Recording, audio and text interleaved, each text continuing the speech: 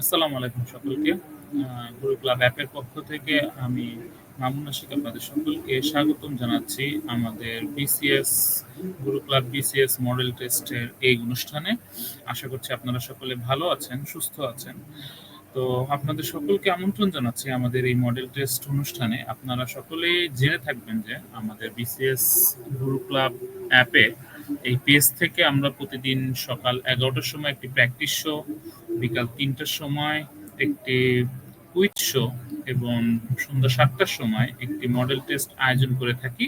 এবং এই মডেল টেস্টের মাধ্যমে আমরা আপনাদের সাথে সংযুক্ত থাকি এবং আপনাদের কাছ থেকে আমরা উত্তর গ্রহণ করি এবং এই উত্তর নিয়ে আপনাদের প্রস্তুতির কতটুকু যাচাই, আপনারা প্রস্তুতি কতটুকু নিচ্ছেন, আপনারা এটার মাধ্যমে অনেকেই আসলে জানতে পারেন আপনাদের প্রস্তুতির কি অবস্থা। তো আমরা একটু অপেক্ষা করছি সকলে যুক্ত হওয়ার জন্য। অনেকেই আমাদের সাথে ইতিমধ্যে যুক্ত হয়েছেন। তো আমরা এখনই আমাদের মডেল টেস্টটি শুরু করব। আজকের মডেল টেস্টটি শুরু করব। আপনারা যারা যুক্ত হয়েছেন তাদের প্রতি অনুরোধ থাকবে আপনারা আমাদের মডেল টেস্টটি শেয়ার করে দিবেন আপনাদের বন্ধু-বান্ধব এবং আপনাদের পরিচিতদের মাঝে, যাতে তারাও আমাদের এই অনুষ্ঠানে সংযুক্ত থাকতে পারে কমেন্টের মাধ্যমে এবং তাদের উত্তর দিয়ে তারাও তাদের নিজস্ব যে প্রস্তুতি সেটি যাচাই করতে পারে। তো আমরা দেরি না করে আমরা শুরু করব, এখনই শুরু করব প্রোগ্রাম। তো অনেকেই আমাদের সাথে যুক্ত হয়েছেন। তো আপনারা সকলেই জানেন বিসিএস মানেই হচ্ছে গুরু ক্লাব। বিসিএস এর আমাদের 47 বিসিএস হচ্ছে অ্যাডভান্স কোর্স, 47টি কার্ডের মাধ্যমে আপনাকে দিচ্ছে বিসিএস প্রিলি ক্র্যাক করার একটি সুবর্ণ সুযোগ। তো আপনি প্রস্তুতি গ্রহণ করতে করতে আপনি আসলে এক সময় বিসিএস এর জন্য ফিট হয়ে যাবেন এবং সেই উদ্দেশ্যে আপনার প্রস্তুতি গ্রহণের উদ্দেশ্যেই একটি সহায়ক ভূমিকা পালন করবে আমাদের বিসিএস গুরু ক্লাব অ্যাপ। তো গুরু ক্লাব অ্যাপটি আপনাদের অনেকেই হয়তো ব্যবহার করছেন, যারা ব্যবহার করছেন না বা আজকে যারা আমাদের সাথে নতুন যুক্ত হলেন বা প্রথম যুক্ত হলেন, তো তাদেরকে অনুরোধ করব আপনারা আমাদের অ্যাপটি একবার ব্যবহার করে দেখবেন। তো হিয়া আক্তার কমেন্ট করেছেন, আজকে কোন টপিক পড়াবেন? আজকে আমরা কোনো টপিক পড়বো না আপু, আজকে আমাদের টেস্ট হবে, আমাদের একটি মডেল টেস্ট হবে সাম্প্রতিক বিষয়, বিগত কিছুদিনে ঘটে যাওয়া বিষয়গুলোর উপরে একটি টেস্ট হবে এবং সেই টেস্টে আপনারা সকলে আমাদের সাথে যুক্ত হবেন এবং আমাদের সাথে অংশ নেবেন, কমেন্টের মাধ্যমে উত্তর দিবেন। আমরা সকলে মিলে সেই উত্তর দেখব এবং আমাদের প্রস্তুতিটা আসলে যাচাই করব যে আমাদের কি অবস্থায় আছি আমরা বাকিদের পারিপার্শ্বিক সকলের সাপেক্ষে। তো আমরা আমাদের মডেল টেস্টটি শুরু করছি। আপনাদের জন্য আমাদের প্রথম প্রশ্ন, বিমস্টেক ষষ্ঠ শীর্ষ সম্মেলন 2025 কোথায় অনুষ্ঠিত হবে? মার্চ 2025 সালের, এটা একদম আপডেটেডই করা। So option A Bharat, option B Thailand, option C Bangladesh, option D Sri Lanka. বিমস্টেকের ষষ্ঠ শীর্ষ সম্মেলন 2025 অনুষ্ঠিত হবে কোথায়? আপনাদের সকলের উত্তর আশা করছি কমেন্ট বক্সে। আমরা এই অনুষ্ঠানের শেষে আমরা আপনাদের কাছ থেকে জেনে নিব কার কতটি হলো। আমাদের এখানে প্রায় 20টি প্রশ্ন আছে, তো 20-এর মধ্যে আপনারা কে কত পেলেন, তো এটা আসলে আমরা সকলে জানতে পারবো। তো আপনারা সকলেই শেয়ার করবেন যে আপনারা কে কত পেলেন। তো আনোয়ার ভাই আমাদের মাঝে কমেন্ট করেছেন, উনি বলছেন অপশন ক ভারত। আমরা দেখবো আপনার উত্তরটি সঠিক কিনা। প্রথমত আপনাকে ধন্যবাদ আমাদের সাথে যুক্ত হওয়ার জন্য এবং আপনাদের সকলকেই বলবো আপনারা কমেন্ট করুন, ভুল হোক সঠিক হোক যেটাই হোক আপনারা কমেন্ট করুন। কমেন্ট করতে করতে আসলে আমরা প্র্যাকটিস করতে করতে আসলে আমরা জানতে পারবো আমাদের উত্তরটি ভুল কি সঠিক। তো মায়া আপু আমাদের কমেন্ট করেছেন অপশন ডি শ্রীলঙ্কা। ধন্যবাদ আপু। তো আমরা দেখবো অপশনটি সঠিক কিনা। এটা কিন্তু একটি খুবই একটি গুরুত্বপূর্ণ প্রশ্ন। তো বিমস্টেকের শীর্ষ সম্মেলন আমরা জানি, আমরা যারা বিশেষ প্রস্তুতি নিচ্ছি তাদের ক্ষেত্রে বিভিন্ন শীর্ষ সম্মেলনগুলা পড়ে ফেলা কিন্তু খুবই গুরুত্বপূর্ণ এবং শুধুমাত্র এমন না যেগুলো হয়ে গেছে, যেগুলো হতে যাচ্ছে, অর্থাৎ এই বছর যে শীর্ষ সম্মেলনগুলো আছে এবং সেই যে সম্মেলনগুলোতে আমাদের রাষ্ট্রপ্রধান, আমাদের প্রধান উপদেষ্টা সহ গুরুত্বপূর্ণ ফরেন ডেলিগেটস যারা তারা হচ্ছিল ডিপ্লোম্যাটস যারা যুক্ত হচ্ছেন বা ওইখান থেকে আমাদের অনেক কিছু পাওয়ার বা আমাদের দেশকে উপস্থাপন করার সুযোগ আছে। এই ধরনের সম্মেলনগুলো কিন্তু আমাদের জানা উচিত এবং আমাদের বিশেষ পরীক্ষার জন্য গুরুত্বপূর্ণ। হাবিব ভাই বলছেন অপশন ডি শ্রীলঙ্কা। আমরা দেখব আমাদের উত্তরটি সঠিক কিনা। তো ধন্যবাদ আপনাদের সকলকে উত্তর করার জন্য। আমরা আরেকটু অপেক্ষা করছি, কারণ অনেকেই আমাদের সাথে যুক্ত আছেন, অনেকেই উত্তর করছেন। তো আমরা একটু দেখে নিব, তাদেরকে আসলে একটু সুযোগ দিব যে তারা হলো উত্তর করার জন্য। তো বিমস্টেক নিয়ে যেটা বলছিলাম, বিমস্টেক কিন্তু একটি গুরুত্বপূর্ণ সংস্থা, যে সংস্থা হলো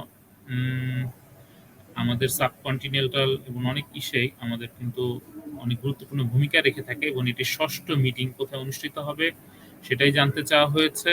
আমরা এখন দেখে নিব আমাদের সঠিক উত্তরটি কি। আমাদের সঠিক উত্তর অপশন বি, থাইল্যান্ড। বিমস্টেকের ৬ষ্ঠ শীর্ষ সম্মেলন থাইল্যান্ড অনুষ্ঠিত হবে। এবং আপনাদের জন্য আমি একটু জানিয়ে রাখি, এটি এপ্রিলের ২ থেকে ৪ তারিখ ব্যাংকক হোটেলে অনুষ্ঠিত হবে থাইল্যান্ডে। তো আপনাদের সকলকে ধন্যবাদ আমাদের সাথে যুক্ত থাকার জন্য। তো আমরা চলে যাব আমাদের পরবর্তী প্রশ্নে। আমাদের পরবর্তী প্রশ্ন স্ক্রিনে আপনাদের জন্য। বৈষম্য বিরোধী ছাত্র আন্দোলন এবং জাতীয় নাগরিক পার্টির সমন্বয়ে গঠিত রাজনৈতিক দলের নাম কি? বাংলাদেশ জাতীয় পার্টি, জাতীয় নাগরিক পার্টি, বাংলাদেশের বিপ্লবী workers party, national people's party.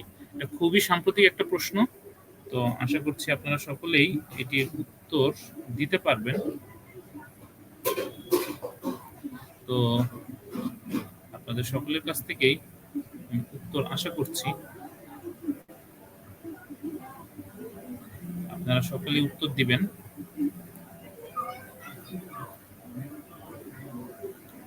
বৈষম্য বিরোধী ছাত্র আন্দোলনের কিছুদিন আগেই তারা নতুন একটি রাজনৈতিক দল গঠন করেছে, এবং এই উত্তরটি হয়তো আমরা সকলেই জানি। এবং আমাদের উত্তর আসছেন রুবেল রানা রনি ভাই বলছেন অপশন বি, জাতীয় নাগরিক কমিটি। আনোয়ার ভাই বলছেন অপশন বি, জাতীয় নাগরিক কমিটি। আনোয়ার হোসেন ভাই বলছেন জাতীয় নাগরিক কমিটি। হাবিব ভাই বলছেন জাতীয় নাগরিক কমিটি। তো আমরা আসলে এটা উত্তর সকলেই জানি। তো আমাদের জুলাই আগস্ট আন্দোলন বা গণ অভ্যুত্থানে নেতৃত্ব দানকারী বৈষম্য ছাত্র আন্দোলনের নেতা সমন্বয়ক সকলে মিলে একটি নতুন রাজনৈতিক দল গঠন করেছেন, এবং যে দলটির নাম আমাদের প্রশ্নে জানতে চেয়েছেন। তো ধন্যবাদ মায়া আপু, আপনি বলেছেন অপশন বি, জাতীয় নাগরিক পার্টি। এবং আমরা দেখব সঠিক উত্তরটি কি, এবং option B is the right answer. তো আপনারা সকলেই সম্মিলিতভাবে সঠিক উত্তর দিয়েছেন, কেউই ভুল উত্তর দেননি। আপনাদের সকলকেই অভিনন্দন, কারণ আপনারা সকলেই সঠিক উত্তর দিয়েছেন। আশা করব আপনারা সকলে আমাদের সাথে শেষ পর্যন্ত থাকবেন, আমাদের সকলের সাথে শেষ পর্যন্ত যুক্ত থাকবেন অনুষ্ঠানে, এবং আপনারা এরকম অনেক সাম্প্রতিক তথ্যই আপনারা জানতে পারবেন। কারণ আমরা জানি বিসিএস এর সাম্প্রতিক তথ্য একটা বিশাল ফ্যাক্টর। কারণ আপনি ইতিহাস, রাজনৈতিক কাঠামো অনেক কিছুই মুখস্থ করে যেতে পারবেন, হয়তো অনেক কিছুই কমন পড়বে, কিন্তু সাম্প্রতিক তথ্য কিন্তু আপনি যদি প্র্যাকটিস না করেন আপনি কিন্তু আসলে আপনি পারবেন না। তো আমরা আমাদের তৃতীয় প্রশ্নে চলে যাচ্ছি। আজকে তৃতীয় প্রশ্ন, জাতীয় ভোটার দিবস পালন করা হয় কবে? জাতীয় ভোটার দিবস পালন করা হয় কবে? ১ মার্চ, ২ মার্চ, ৩ মার্চ, ৪ মার্চ। জাতীয় ভোটার দিবস পালন করা হয় কবে? সো আপনাদের সকলের কাছে আমি উত্তর আশা করছি। আপনারা সকলেই কমেন্ট বক্সে উত্তর করবেন এবং আপনাদের নিজেকে যাচাই করবেন এই প্রশ্নটা আপনারা পারেন কিনা। তো যে কোনো চাকরির পরীক্ষা দেখবেন এই প্রশ্নটা হয়তো চলে এসেছে। তো আপনারা এখন যদি উত্তরটি জেনে যান তাহলে আপনাদের জন্য আসলে জিনিসটা সুবিধাজনক হবে। আপনারা চাকরির পরীক্ষায় হয়তো আপনারা এগিয়ে থাকবেন অন্য অনেকের চাইতে। তো আশা করব আপনারা প্রশ্নটির উত্তর দিবেন। জাতীয় ভোটার দিবস পালন করা হয় কবে? জাতীয় ভোটার দিবস পালন করা হয় কবে? জাতীয় ভোটার দিবস যে কোনো দেশের নাগরিক তার অধিকার প্রয়োগ করার জন্য গণতান্ত্রিক দেশসমূহে ভোট হচ্ছিল তাদের প্রধান এবং অন্যতম হাতিয়ার। তো সেলিনো ফিলি আপু কমেন্ট করেছেন আসসালামু আলাইকুম। ওয়ালাইকুম আসসালাম আপু। উনি উত্তরও দিয়েছেন অপশন, উনি বলছেন 3 B, so 2 March. Anil Akhtar আপু কমেন্ট করেছেন অপশন বি। হাবিবুল্লাহ হাবিব ভাই কমেন্ট করেছেন অপশন ডি 4 মার্চ। মায়া আপু কমেন্ট করেছেন অপশন বি 2 মার্চ। আমরা দেখব অপশন বি সঠিক না অপশন ডি সঠিক, অথবা অন্য কোনো অপশন সঠিক। তো আমরা যাদের আপনাদের এখনো মনে হচ্ছে যে এই দুটো অপশনের বাইরে অন্য কোনো অপশন উত্তর হতে পারে, তো আপনারা নির্দ্বিধায় কমেন্ট করতে পারেন। ধন্যবাদ রনি ভাইকে, রুবেল রানা রনি। উনি অপশন করেছেন অপশন এ, অ্যান্সার করেছেন অপশন এ 1 মার্চ। তো একটি আমরা ব্যতিক্রম উত্তর পেলাম। তো আমরা আপাতত 3 ধরনের উত্তর পেয়েছি। তো এটি আসলে প্রমাণ করে যে আসলে আমরা এই সাম্প্রতিক বিষয়গুলো নিয়ে আমরা আসলেই যতই করি কিন্তু একটা কনফিউশন থেকেই যায়, কারণ আমাদের প্রস্তুতির ঘাটতি থাকে। কারণ সাম্প্রতিক বিষয়গুলো আমরা অনেকেই অত সময় নিয়ে পড়ার সময় পাই না, যে পরীক্ষার হয়তো 1 মাস 2 মাস আগে আমরা হয়তো দেখি। তো তখন হয় কি আমরা আবছা আবছা অনেকেই দেখি, আমাদের ল্যাকিংস থেকে যায়। তো আপনাদের এই ল্যাকিংসটা দূর করার জন্য আমাদের এই প্রচেষ্টা। তো আনোয়ার হোসেন ভাই বলছেন অপশন বি। আমরা এখন সঠিক উত্তরটি দেখে নিব। আমাদের সঠিক উত্তর অপশন বি 2 মার্চ। 2 মার্চ সঠিক উত্তর। So 3 B is the right answer. আপনাদের সকলকে ধন্যবাদ আমাদের সাথে কমেন্ট করার যুক্ত থাকার জন্য। তো এটার সঠিক উত্তর 2 মার্চ, অর্থাৎ জাতীয় ভোটার দিবস 2 মার্চ পালন করা হয়। আমরা পরবর্তী প্রশ্নে চলে যাচ্ছি। 97তম একাডেমি অ্যাওয়ার্ডসে সেরা চলচ্চিত্র পুরস্কার প্রাপ্ত সিনেমার নাম কি? 97তম একাডেমি অ্যাওয়ার্ডসে সেরা চলচ্চিত্র হিসাবে পুরস্কার প্রাপ্ত সিনেমার নাম কি? Anora, Conclave, The Brutalist, A Real Pain. So Anora, Conclave, The Brutalist, A Real Pain. 97তম একাডেমি অ্যাওয়ার্ডস সেরা চলচ্চিত্র পুরস্কার প্রাপ্ত সিনেমার নাম কি? এবং আপনাদের একটু হিন্টস দেই, এই ছবিটা বেশ কয়েকটা আন্তর্জাতিক পুরস্কারে ভূষিত হয়েছে। কান চলচ্চিত্র সহ বেশ কয়েকটা জায়গায় পুরস্কৃত হয়েছে। সেলিনো ফিলে বলছেন 4 দ্য ব্রুটালিস্ট। আমরা দেখব অপশনটি সঠিক কিনা। আপনাকে ধন্যবাদ আমাদের সাথে যুক্ত থাকার জন্য। যারা আপনাদের সাথে যুক্ত আছেন, তো আপনাদের সকলকে অনুরোধ করছি আমাদেরকে সঠিক উত্তর জানানোর জন্য। 97তম একাডেমি অ্যাওয়ার্ডসে শ্রেষ্ঠ চলচ্চিত্রের পুরস্কার পেয়েছে কোন cinema? আনোরা, Conclave, The Brutalist, real pain.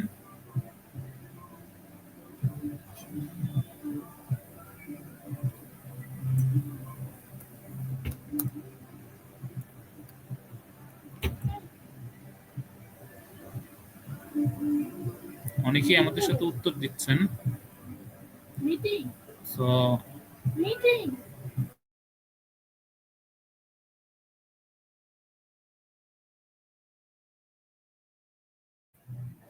তো অনিল আক্তার আপু বলছেন 4 দ্য ব্রুটালিস্ট। মায়া আপু বলছেন রিয়েল পেইন। সো আনোয়ার ভাই বলছেন অপশন এ আনোরা। সো আমরা দেখবো সঠিক উত্তরটি কি। এবং সঠিক উত্তর হচ্ছে 4 নম্বর প্রশ্নের সঠিক উত্তর। এখনো আমাদের মাঝে কমেন্ট আসছে, এর জন্য আমি সঠিক উত্তরটি বলছি না। আনোয়ার হোসেন ভাই বলছেন অপশন এ আনোরা। সো আমরা এখন সঠিক উত্তরটি বলে দিব। আমাদের সঠিক উত্তরটি হচ্ছে 4 আনোরা। আনোরা ইজ দ্য রাইট অ্যান্সার। এটি 97তম একাডেমি শ্রেষ্ঠ চলচ্চিত্রের পুরস্কার পেয়েছে। এবং নট অনলি দ্যাট, এটা best picture, best actress, best director, best editing and best original screen play পুরস্কার পেয়েছে। এবং এটা অনেক বিখ্যাত, এখন কয়েকটা ধরে পুরস্কার পাচ্ছে, এবং যতগুলো বিখ্যাত বিখ্যাত পুরস্কার আছে এবং চলচ্চিত্র সংশ্লিষ্ট সকল সম্মেলনে এটি উপস্থাপিত হচ্ছে এবং শো হচ্ছে এই ছবিটি। তো আপনারা সকলেই একটু দেখে নেবেন, যেহেতু একাডেমি অ্যাওয়ার্ডস পাওয়া ছবি। আচ্ছা, আমরা পরবর্তী প্রশ্নে চলে যাচ্ছি। এশীয় উন্নয়ন ব্যাংক এডিবির বর্তমান প্রেসিডেন্ট কে? এশীয় উন্নয়ন ব্যাংকের বর্তমান প্রেসিডেন্ট কে? Ho Young Jeong, Masato Kanda, Ursula von der Leyen, Masatsugu Asakawa. আপনারা এবিসিডি লিখে প্রশ্নের নাম্বার এবং এবিসিডি লিখে কমেন্ট করতে পারেন, অথবা সম্পূর্ণ উত্তরটি লিখে দিতে পারেন। এবং আপনাদের সকলের প্রতি অনুরোধ থাকবে, আপনাদের কার কয়টা প্রশ্নের উত্তর হচ্ছে এটা আপনারা কাইন্ডলি একটু নোট করে রাখবেন। কারণ হচ্ছে আমরা অনুষ্ঠানের শেষে আপনাদের কাছে জানতে চাইবো আপনাদের কার কতটি হলো। তো তার মধ্যে আমরা আসলে যাচাই করব যে আসলে আমাদের কার কি অবস্থা। এবং আপনাদের সকলের প্রতি অনুরোধ থাকবে, আমাদের অ্যাপ থেকে আপনারা ডেইলি আমাদের যে পরীক্ষাগুলো হয়, লাইভ পরীক্ষাগুলো হয়, আপনারা লাইভ পরীক্ষাগুলো আপনারা দিতে পারেন। তো ওই পরীক্ষাগুলোর মাধ্যমে আপনারা আসলে নিজেকে যাচাই করতে পারবেন। তো অলরেডি হাবিবুল্লাহ হাবিব ভাই এবং মায়া আপু কমেন্ট করেছেন 5 এর এ, অর্থাৎ হো ইয়ং জিয়ং। সো এশিয়া উন্নয়ন ব্যাংক এডিবির বর্তমান প্রেসিডেন্টের নাম কি?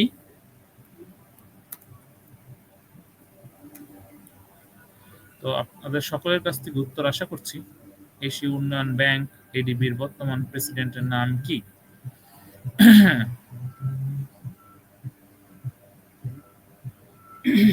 এশীয় উন্নয়ন ব্যাংক, এশীয় উন্নয়ন ব্যাংক আমরা জানি আমাদের হচ্ছিল ইনফ্রাস্ট্রাকচার ডেভেলপমেন্টের জন্য এই এশীয় অঞ্চলে প্রচুর পরিমাণে অর্থায়ন করে থাকে, ঋণ দিয়ে থাকে, সাহায্য সহযোগিতা করে থাকে। তো আমরা এখন দেখবো এর সঠিক উত্তরটি কি। এর সঠিক উত্তর অনেকেই আমাদের মাঝে কমেন্ট করছেন, তো দেখি। আবুল্লাহ হাবিব ভাই, মায়া আপু, ধন্যবাদ আপনাদের সকলকে। তো আমরা দেখবো সঠিক উত্তরটি কি। অনিলা আক্তার আপু বলছেন 5 এর বি, মাসাতো কান্ডা। সেলিনো ফিলো বলছেন 5 এর এ। আমরা এখন সঠিক উত্তর দেখে নিব। ধন্যবাদ আপনাদের সকলকে উত্তর করার জন্য। তো এশিয়া উন্নয়ন ব্যাংক এডিবির বর্তমান প্রেসিডেন্টের নাম Masato Kanda, and option B is the right answer. Masato Kanda তিনি রিসেন্টলি হচ্ছিল প্রেসিডেন্ট হিসাবে জয়েন করেছেন, ইলেক্টেড হয়েছেন। তো তিনি হচ্ছিল বোর্ড অফ গভর্নর্সে ছিলেন এবং ওইখান থেকেই আসলে প্রমোটেড হয়ে এখন প্রেসিডেন্ট হিসাবে আছেন। তো রাহাত রাজ কমেন্ট করেছেন, ধন্যবাদ ভাই আপনাকে কমেন্ট করার জন্য। আপনার উত্তরটি সঠিক হয়নি।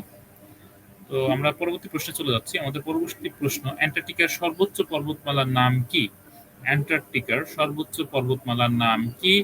কুইন মড পর্বতমালা, এলসওয়ার্থ পর্বতমালা, সেন্টিনাল পর্বতমালা, ট্রান্স আর্কটিক পর্বতমালা।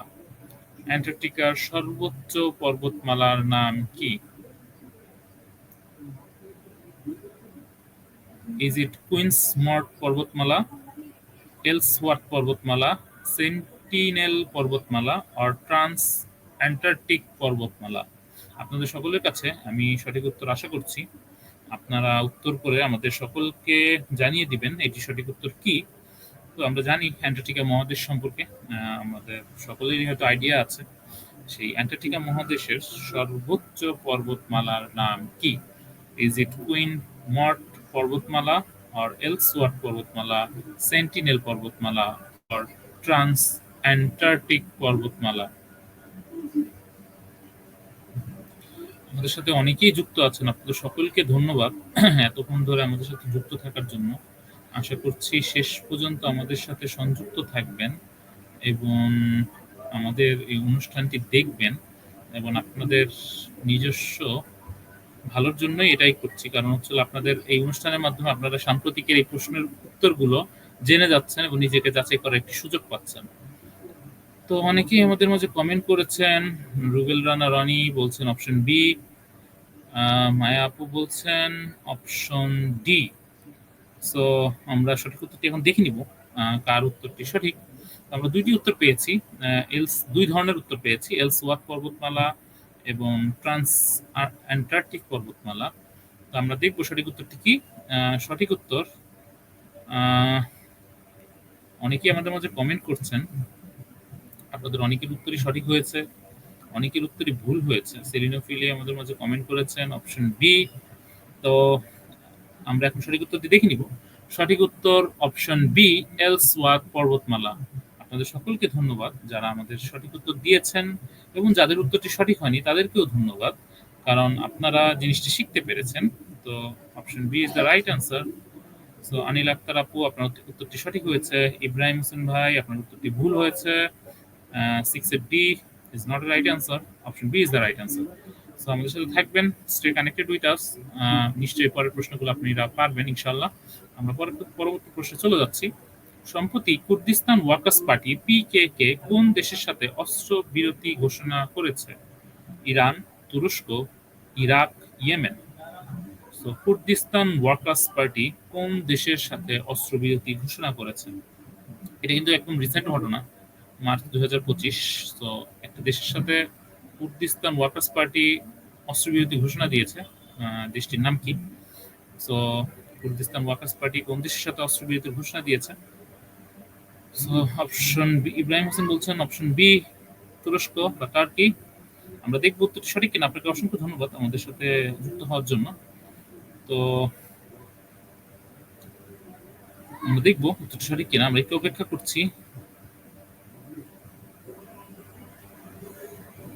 সম্প্রতি কুর্দিস্তান ওয়ার্কার্স পার্টি পিকেকে কোন দেশের সাথে অস্ত্রবিরতির ঘোষণা দিয়েছে? ইরান, তুরস্ক, ইরাক, ইয়েমেন। আচ্ছা, আমরা সঠিক উত্তরটি দেখে নিব। এখনই সঠিক উত্তরটি দেখব। আপনারা যারা এখনো উত্তরটি জানাননি, আপনাদের সকলের প্রতি অনুরোধ থাকবে আপনারা উত্তরটি জানাবেন আমাদের, এবং আপনারা নোট করে রাখবেন অবশ্যই আপনাদের কয়টি প্রশ্ন উত্তর সঠিক হলো, কয়টি উত্তর ভুল হলো।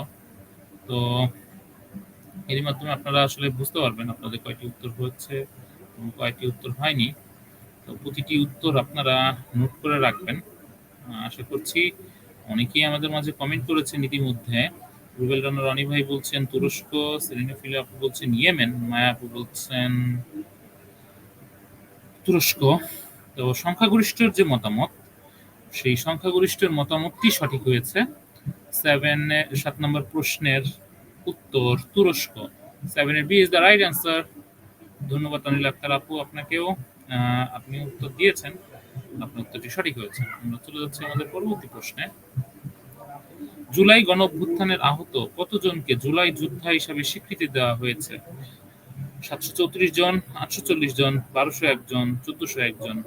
সম্প্রতি জুলাই গণঅভ্যুত্থানে জুলাই যোদ্ধা হিসাবে স্বীকৃতি দিয়ে একটি প্রজ্ঞাপন জারি করা হয়েছে। সেই প্রজ্ঞাপন থেকেই এই প্রশ্নটি নেওয়া হয়েছে। সো ওই প্রজ্ঞাপনে কতজনকে জুলাই যোদ্ধা হিসাবে স্বীকৃতি দেওয়া হয়েছে? তো আপনার অ্যান্সারটি আমাদের জানিয়ে দিবেন। এটা খুবই ইম্পর্টেন্ট একটা প্রশ্ন, আসতে পারে যে কোনো পরীক্ষায়। এরপরে যে কোনো চাকরির পরীক্ষায় দেখবেন এটা হয়তো যে কোনো না কোনো পরীক্ষায় হয়তো এই ধরনের কোনো একটা প্রশ্ন চলে এসেছে, জুলাই গণ অভ্যুত্থান কেন্দ্রিক। হতে পারে এই প্রশ্নটাই এসেছে। তো জুলাই অভ্যুত্থানে কতজন শহীদ হলো, কতজন আহত হলো আপনার, এবং জুলাই অভ্যুত্থানের প্রেক্ষাপট, যাদের লিখিত পরীক্ষা আছে বিভিন্ন জায়গায়, তো আপনারা দেখবেন প্রিলির জন্য ইম্পর্টেন্ট। তো যে ইনফোগুলো আপনাদের জন্য দরকার আপনারা দেখে নেবেন। তো একদম সাম্প্রতিক বিষয় থেকে আপনাদের প্রশ্ন করা হয়েছে, জুলাই গণঅভ্যুত্থানে আহত কতজনকে জুলাই যোদ্ধা হিসেবে স্বীকৃতি দেওয়া হয়েছে? হাবিবুল্লাহ হাবিব ভাই বলছেন 840। আমি বলবো সবাই আপনার প্রশ্নটি মনোযোগ দিয়ে পড়বেন। আহত হিসাবে কতজনকে স্বীকৃতি দেওয়া হয়েছে? আহত,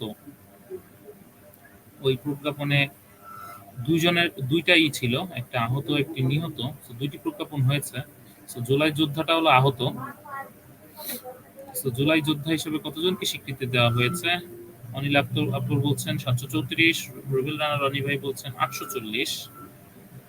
তো জুলাই গণঅভ্যুত্থানে আহত কতজনকে জুলাই যোদ্ধা হিসেবে স্বীকৃতি দেওয়া হয়েছে?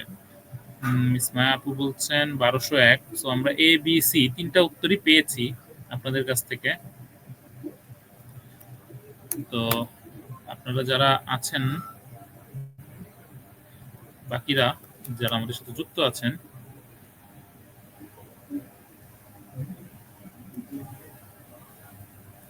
তারা সকলেই আমাদের মাঝে কমেন্ট করে জানাবেন।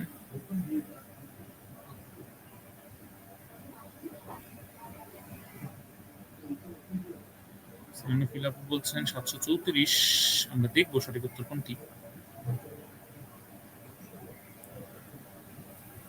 আমরা সঠিক উত্তর দেখে নিব একটু পরেই। আমরা জাস্ট অপেক্ষা করছি যাতে সকলে উত্তর করতে পারে, এই কারণেই অপেক্ষা করছি।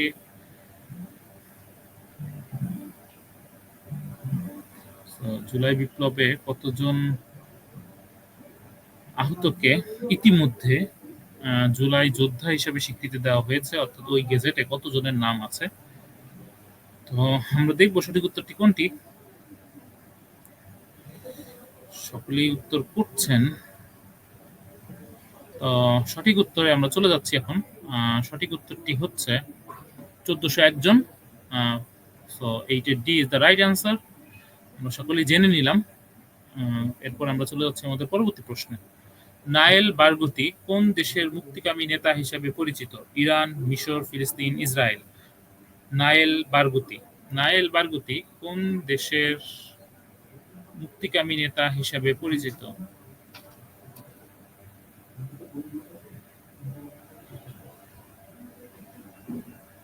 নায়েল বারগুতি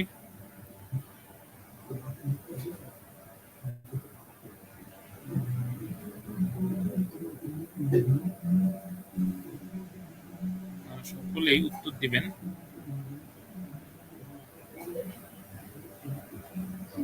নায়েল বারগুতি কোন দেশের মুক্তিকামী নেতা? তানজিম হোসেন তন্দ্রা আপু বলছেন ফিলিস্তিন। ধন্যবাদ আপু আমাদের সাথে যুক্ত হওয়ার জন্য। আশা করছি শেষ পর্যন্ত আমাদের সাথে যুক্ত থাকবেন এবং প্রতিটি প্রশ্নেরই সঠিক উত্তর দিবেন, এই আশা করছি। মায়া আপু বলছেন ফিলিস্তিন, option C. So Nayel Barghouti কোন দেশের মুক্তিকামী নেতা হিসেবে পরিচিত? আচ্ছা, আমরা এখন সঠিক উত্তরটি দেখে নিব, যেহেতু অনেকেই আমাদের মাঝে কমেন্ট করছেন। তো বেশিরভাগই কমেন্ট করছেন অপশন ডি। সো আমরা অন্য কোনো অপশন পাইনি। তো এখানে option D is the right answer, ফিলিস্তিন। নায়েল বারগুতি ফিলিস্তিনের মুক্তিকামী নেতা। তো আমরা চলে যাব আমাদের পরবর্তী প্রশ্নে।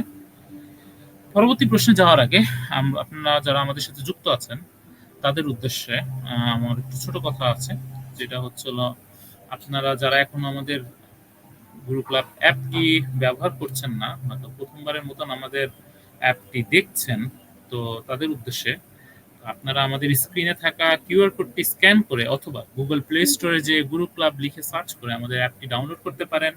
আমাদের অ্যাপটি ডাউনলোড করলেই আপনারা বিসিএস এর কমপ্লিট একটি প্যাকেজ আপনারা পেয়ে যাবেন, যে প্যাকেজের মাধ্যমে আপনারা ডেইলি পরীক্ষা দিতে পারবেন, গেম খেলার মাধ্যমে আপনারা এমসিকিউ প্র্যাকটিস করতে পারবেন, আপনাদের টপিক ভিত্তিক কন্টেন্ট আপনারা পড়তে পারবেন এবং আপনারা প্রতিদিনকার সাম্প্রতিক সকল তথ্য পত্রিকা থেকে আপনারা রেডিমেড আকারে ইনফো সেন্টারে পেয়ে যাবেন। এছাড়াও আপনাদের অনেক সুযোগ সুবিধা রয়েছে। আপনারা যেভাবে প্রস্তুতি নিতে চান, যতভাবে আপনারা প্রস্তুতি নিতে চান, তার প্রায় সবই আমাদের এই অ্যাপে সংশ্লিষ্ট করা হয়েছে। তো আপনারা এবং এই অ্যাপের যারা আপনারা ব্যবহার করছেন তাদের প্রতি আমাদের একটু প্রশ্ন, অ্যাপের কোন ফিচারটি আপনি প্রতিদিন ব্যবহার করেন তা আমাদের কমেন্ট বক্সে জানাবেন।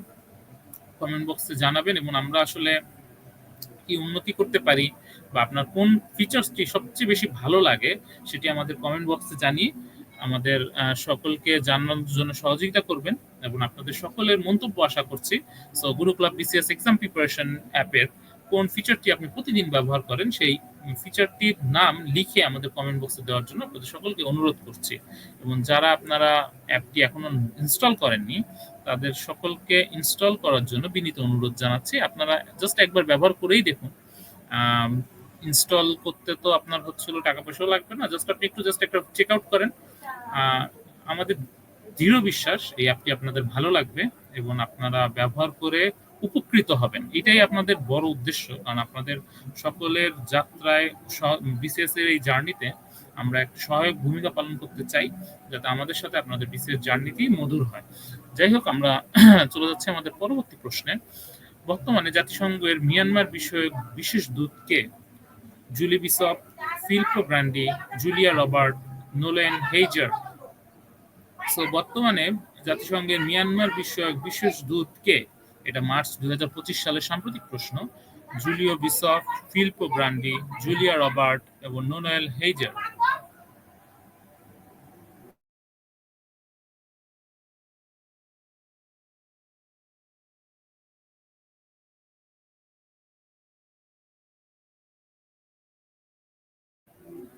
সো বর্তমানে জাতিসংঘের মিয়ানমার বিষয়ক বিশেষ দূত কে? Julie Bishop, Filippo Grandi, Julia Robert, Noeleen Heyzer. খুবই সাম্প্রতিক একটা প্রশ্ন। সেরিনা ফিলিয়াপু বলছেন জুলিয়া রবার্ট। জুলিয়া রবার্ট, আমরা দেখবো সঠিক উত্তর কিনা এটা। খুবই রিসেন্ট একটি প্রশ্ন, সাম্প্রতিক, একদমই সাম্প্রতিক প্রশ্ন। জাতিসংঘের মিয়ানমার বিষয়ক বিশেষ দূতকে। মিয়ানমারের সাথে আমাদের কিন্তু বেশ কিছুদিন ধরেই রোহিঙ্গা ইস্যু নিয়ে একটি সমস্যা চলছে কূটনৈতিক চ্যানেলে। সো রোহিঙ্গা প্রত্যাবর্ষণ নিয়ে এবং ওই দেশে আরাকান আর্মির সাথে যে অভ্যন্তরীণ যে ওদের গৃহযুদ্ধ নিয়ে, তো মিয়ানমার কিন্তু আমাদের বিসিএস একটি গুরুত্বপূর্ণ টপিক হতে পারে একাডেমিক্যালি। সো এটা আমাদের জানা উচিত। তো আমরা দেখবো সঠিক উত্তরটি কি। সঠিক উত্তর জুলিও বিশপ। বর্তমানে জাতিসংঘের মিয়ানমার বিষয়ক বিশেষ দূত জুলিও বিশপ। ধন্যবাদ মায়াপু, আপনি সঠিক উত্তর দিয়েছেন। আমরা চলে যাচ্ছি আমাদের পরবর্তী প্রশ্নে। সম্প্রতি কোন দেশ গোল্ড কার্ড ভিসা নামে নতুন প্রকল্প চালুর ঘোষণা দিয়েছেন? রাশিয়া, যুক্তরাজ্য, যুক্তরাষ্ট্র, জাপান। সম্প্রতি কোন দেশ গোল্ড কার্ড ভিসা নামে নতুন প্রকল্প চালুর ঘোষণা দিয়েছে? আপনাদের সকলের উত্তর আশা করছি।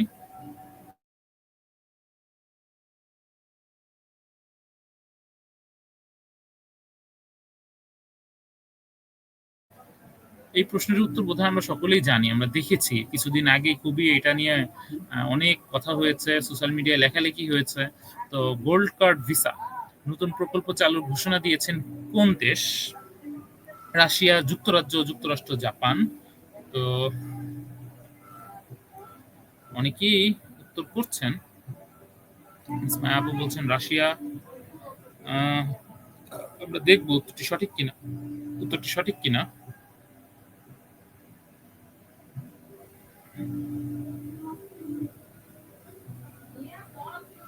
তো আচ্ছা, আমরা যে সঠিক উত্তরটি দেখে নিই।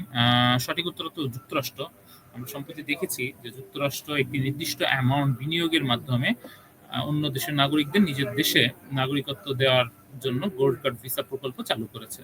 তো যুক্তরাষ্ট্র ইজ দ্য রাইট অ্যান্সার। আমরা পরবর্তী প্রশ্নে চলে যাচ্ছি। রেডিও বেগম কোন দেশ ভিত্তিক radio station? Radio Begum Iran, ফিলিস্তিন, আফগানিস্তান, পাকিস্তান। রেডিও বেগম কোন দেশ ভিত্তিক রেডিও স্টেশন?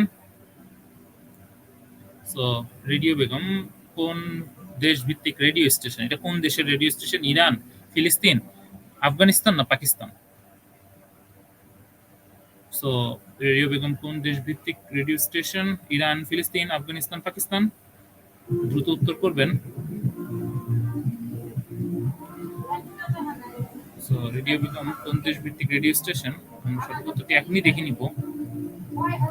অনেকেই আমাদের মাঝে উত্তর করছেন। ধন্যবাদ আপনাদের সকলকে আমাদের সাথে যুক্ত থাকার জন্য। তো আমরা সঠিক উত্তরটি দেখে নিব।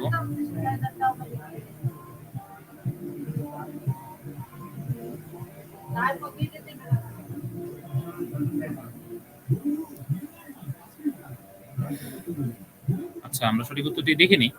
আমাদের সঠিক উত্তর হচ্ছে আফগানিস্তান। রেডিও বেগম আফগানিস্তান ভিত্তিক একটি রেডিও স্টেশন। তো ধন্যবাদ মায়াপু, আপনি সঠিক উত্তর দিয়েছেন। সঠিক উত্তর আফগানিস্তান।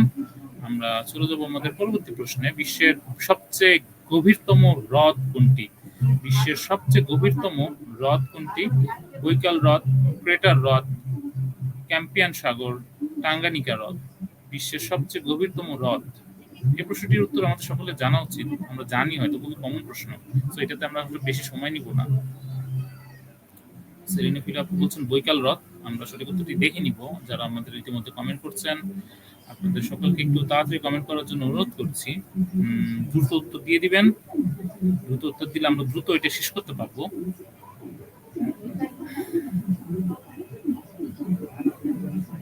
মায়াপু বলছেন অপশন এ।